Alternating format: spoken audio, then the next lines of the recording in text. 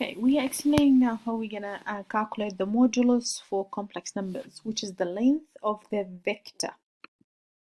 Now, complex numbers, they are when you write or when you plot complex numbers on the complex plane, they are not points, just vector, like not just points like the coordinate of the real numbers.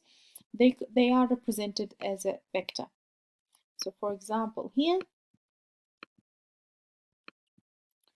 So if you've got a complex, that's the complex number x plus I y.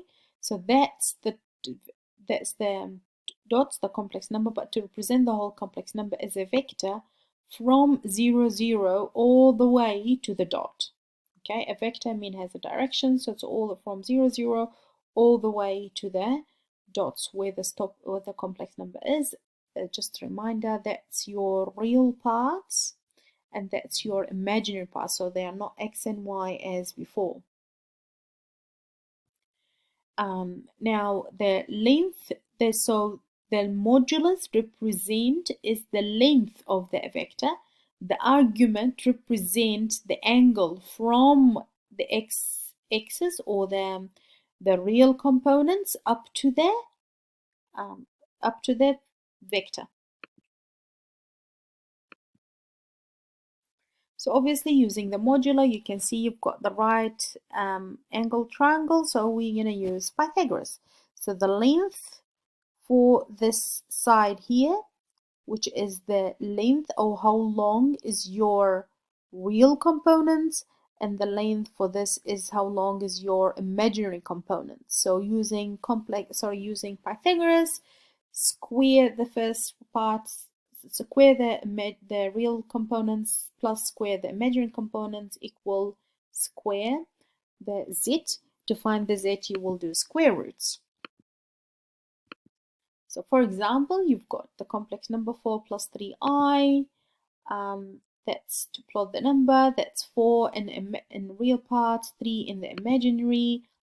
Put the dot and then draw your vector. Now finding the modular for that, it's 4 square plus 3 square. That's giving me 25. Square root of 25 is 5. So the modular, which is the length of z, is 5. We only want distance.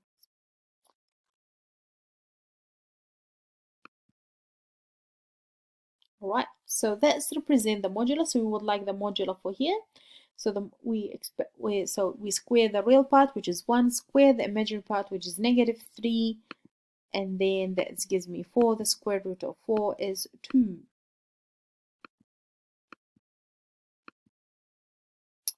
So this one here, you're finding the modular. So to find the modular, you have to join the real components together and the imaginary components together.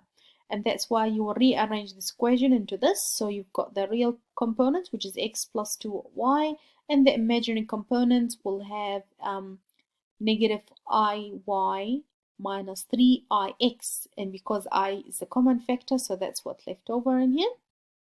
And now you will square this plus square the other one.